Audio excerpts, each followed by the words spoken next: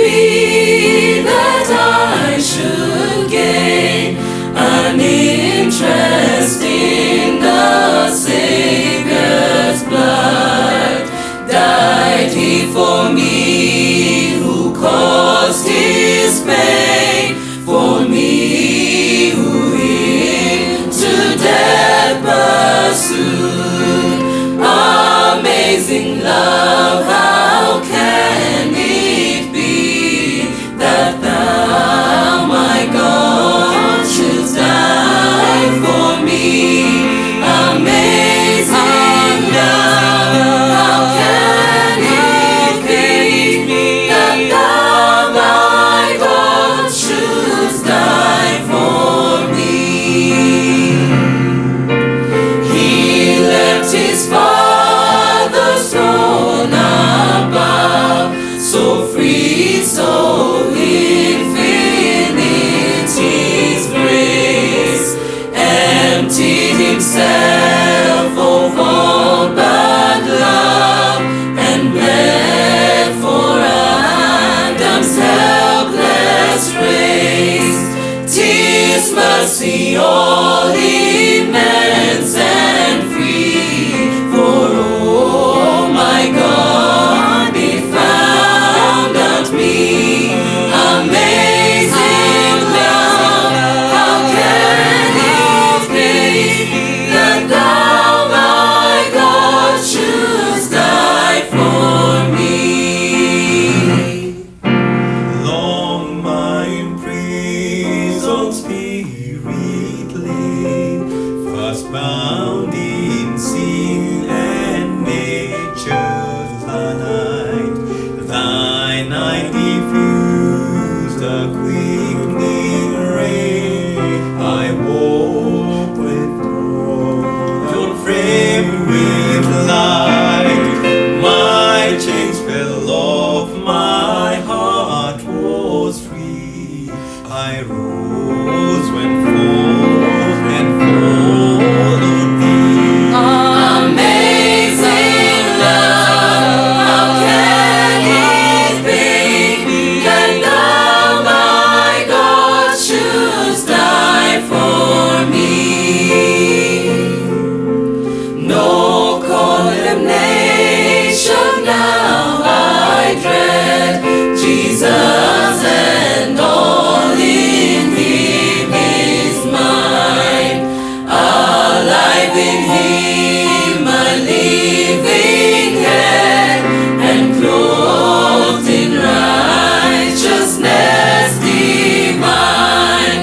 Bold I approach the eternal throne, and claim the crown through Christ my own.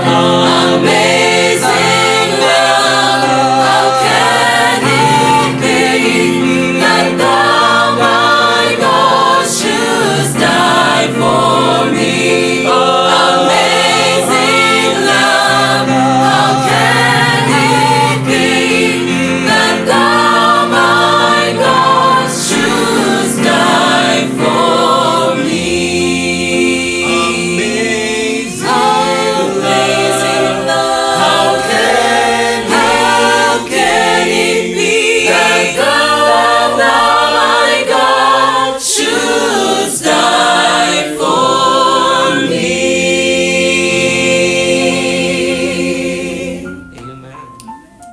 It's a standard. The little things, he loves us. The middle things, he loves us. The big things, he loves us. Standard. Constant. Yes. Same We love just, had yes. for you. When it was just a ray of sunshine, it's the same love when you bought a new house. Standard. Yeah. I think that's really important. And the other thing is to, I've lost my point. You can sing first. Yeah. You can sing first and then get back. So as we, like when we segue to the next conversation, what do you think about like practical ways of being grateful? Like this is amazing, like all the points and stuff, but if we don't practice these things, we'll still be here next week. Yeah. Literally, we might leave this house Uteguke tu hapo. Like, and you've said all this deep stuff. So, yeah, is there a way we can reduce all the gratitude bit step by step to small things? Like, is it just... What's the first thing I can do when I leave here? Yes, like, can we just be grateful for... Yeah. For the cold weather. I think what I was going to say was, in the whole conversation we've had today, we have attributed all the things that have happened to us to God. But is there a time that we introspect and say, maybe this happened because of me? It's a me problem. You know, is it because of my sin, or is it that God is trying to teach me something? Of course, in the middle of the thing, you will never sit and say, okay, the storm is here. Am I the one causing the storm? No. But at some point, do you ever think that there was a lesson that you were supposed to learn from that situation? Or this is, or just offer a prayer of, teach me what you wanted to teach me within this situation, and show me what to do. If there's anything in my character that you wanted to teach me, I want to learn, because you might end up going through the same situation over and over again because you're never getting the point of what God is trying to teach you. So whenever you go through something, it is okay to doubt and ask God questions, but sometimes also ask yourself questions, because the relationship with God is not only this way, it's also going upwards. Let me ask you guys. It is love, it's not a fling. Yes. Put it on a shirt. So I wanted to ask. There's something I read from Brené Brown.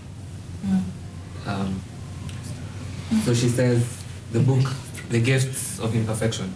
She says the opposite of faith isn't doubt, it's certainty.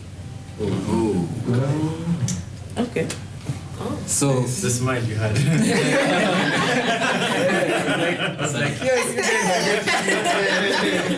you know, that gets me thinking that actually having those moments where you're asking God where are you could be okay. It's fine. It's fine because you're giving him a chance to teach you more about him And to show up. I think for long we've been told, you don't question God and you have to believe, but sometimes even Job, even David, even There's a Jesus whole book. himself asked my father, why? the son of God. The whole book is called Lamentations. The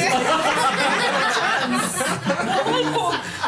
The whole of it. About like self-question, like where it says that like John the Baptist had one job. The Lord had one job to prepare the way for Christ. Baptize him. And when John the Baptist was in prison, what's the one question he asked?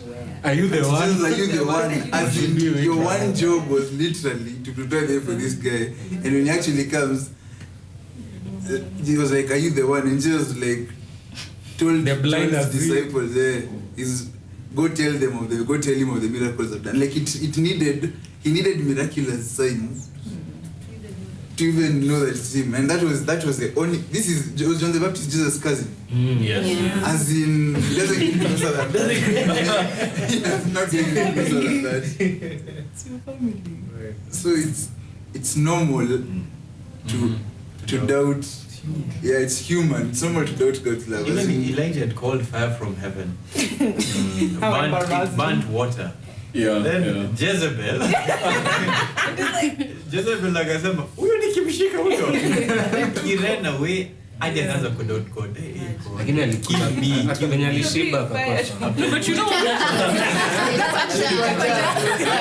The answer sometimes is sleep and Sleep food. and food. Work and everything is fine. No, for me that also tells me we serve a really gracious God. Because the fact that Elijah did that and God was like, I understand where you're at in your faith now for you to have these kinds of problems. Yeah. For Gideon to be like, okay, now make this part wet, this one dry. Oh, okay, so you've done it. Okay, so now make this one dry and then this one wet. Okay, so. And God is like, I did this for you yesterday. I did this for you yesterday, but he's so gracious to be like, I know where you are in your faith journey right now. Yeah. You need me to do these things for you till you get it. So I'll do it. Yeah. Like he's not the kind of God that's like, you're doubting. Sounds like a you problem. You sort it out. I'll come back when you're like full of faith. Yeah. So God is like, listen, your faith is at 40%. It's okay. I'll get you there. Tomorrow will be 50, tomorrow will be 70, tomorrow will be 100.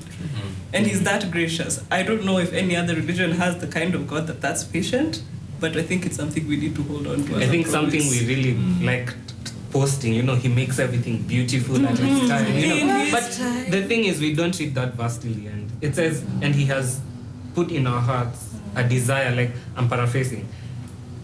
It's in that song we usually sing, a reply to Ecclesiastes. He has made everything beautiful. Let me just read it. Ecclesiastes 3:11.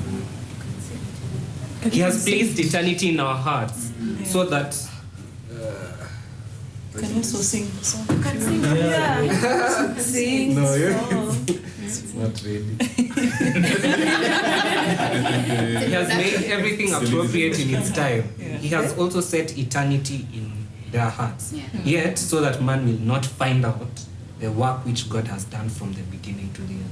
Well, that is true. There's something else that said that the worst thing that can happen is if we come to find out to fully know God. And his because love, like, heaven is all about learning about God forever.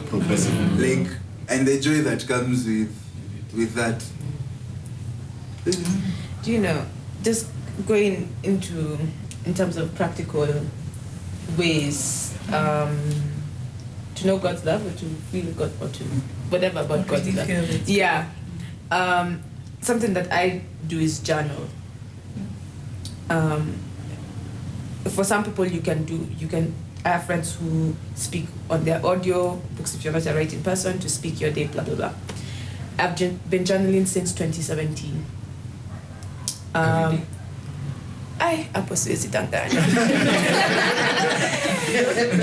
Not every day, but okay, this year I've been very bad at it. But up until last year, it was every day or every other day.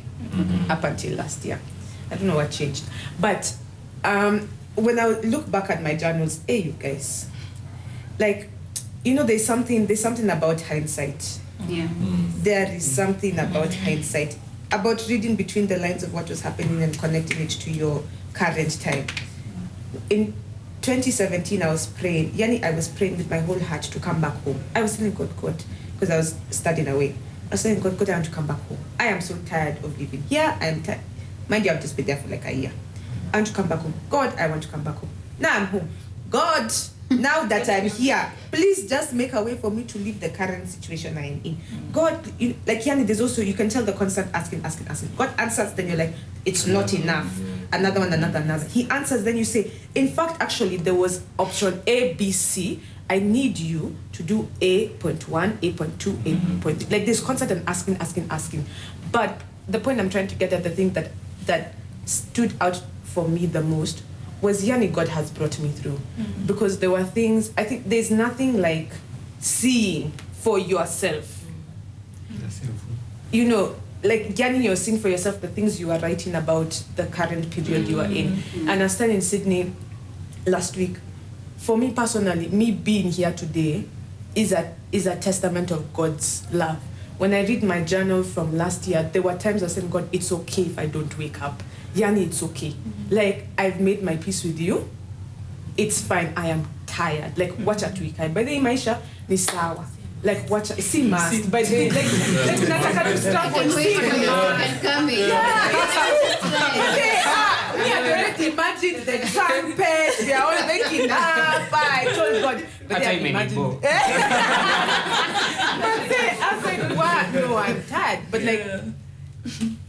so now I look now and I compare where I'm at in my life now, and I look at last year, I'm like, God, if it was not for you, I'd not be here. Genuinely speaking, today would have been a 1-year anniversary eulogy. Guys, we knew Dana, this and this and that. But like, I wouldn't have known you. It's okay, ungeattend service. You would have been told by someone.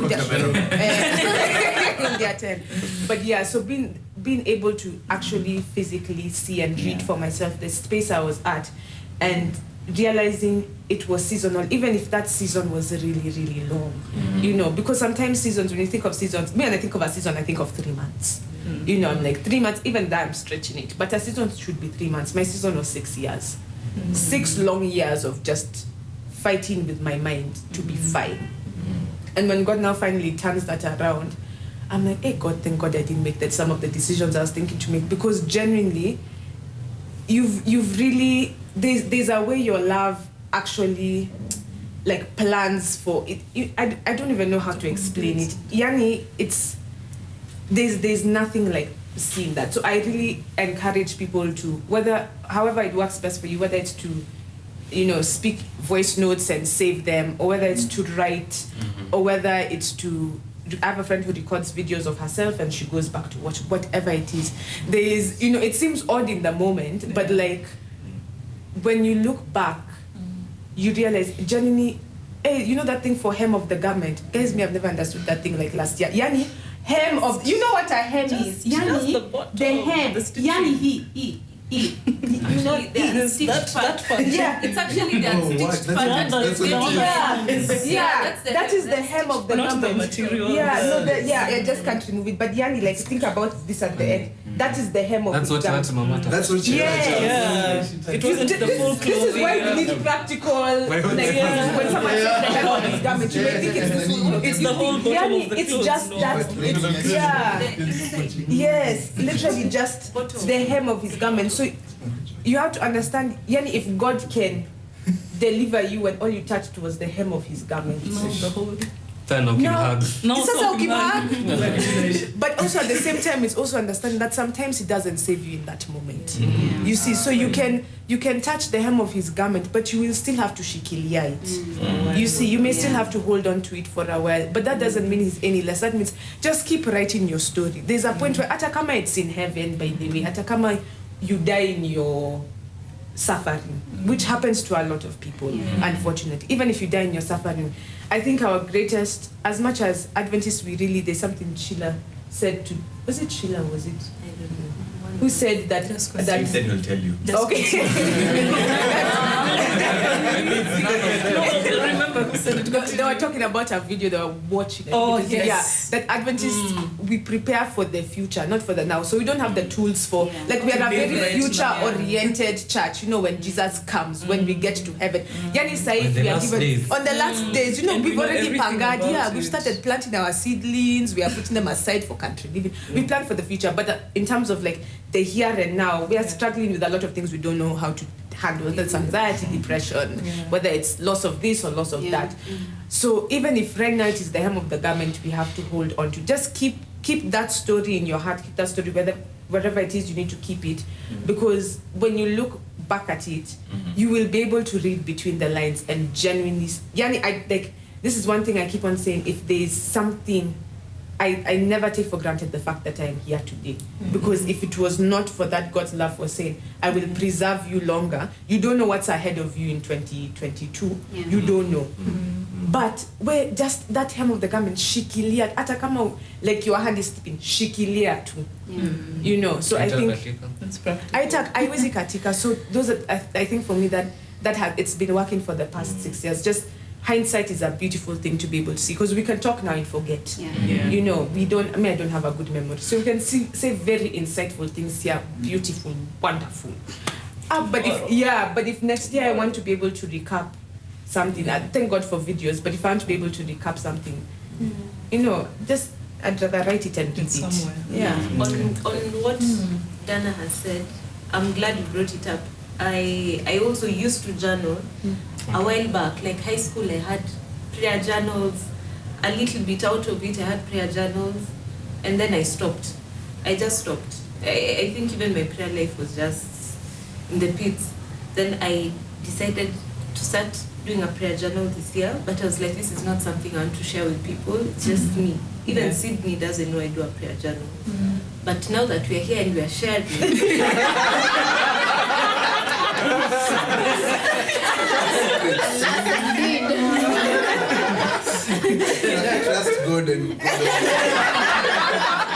Don't put your feet.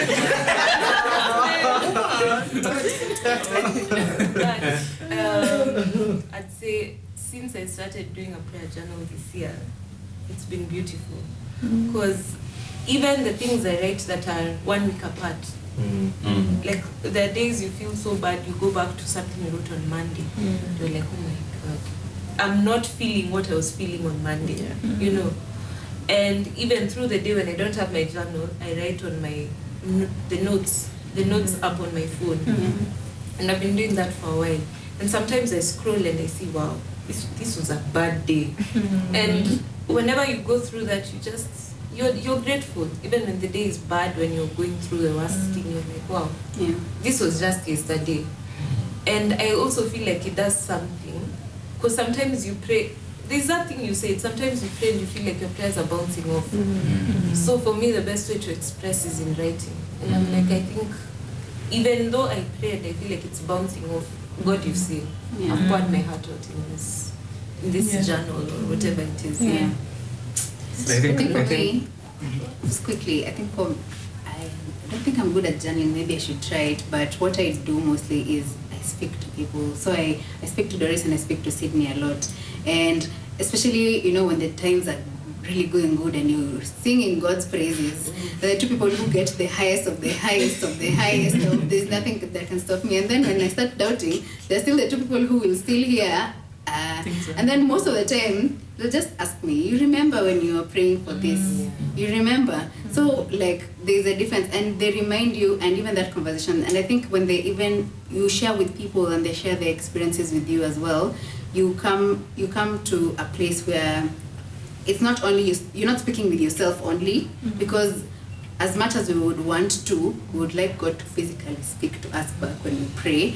But these are people who can, especially if you're within the same space spiritually, you can be able to interact with them, and they can be able to let you know that, you know, this is what you said, this is what's going on. Don't you think? And when you have those conversations, it can really rejuvenate your mind in how you think, in how you're experiencing the moment that you're in, and how you can get over it. So I feel like if you can have a few of your friends who you can just be sharing, and they can also now share back with you, and you can be in the same space where you're experiencing God together, or you're having the conversations about God together, whether it's in doubt or in complete and total praise.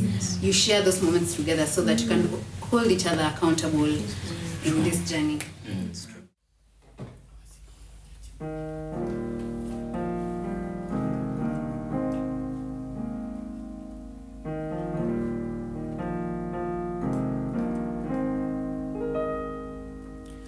How deep the Father's love for us, how vast beyond all measure, that He should give His only Son to make a wretch His treasure.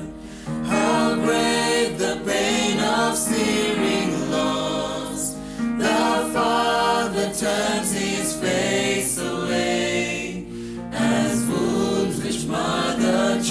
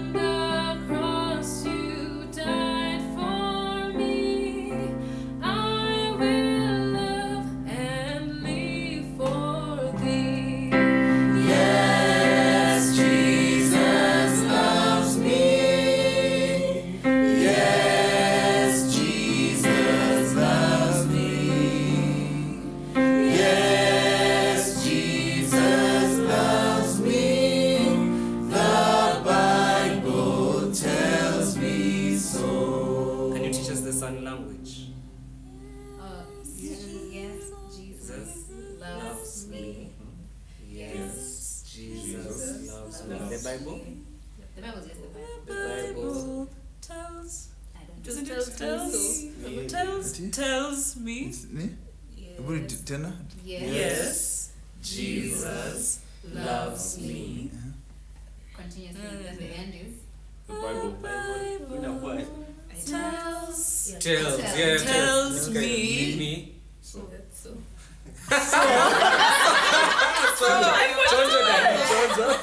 I think we're just gonna end like that. The Bible tells me. So.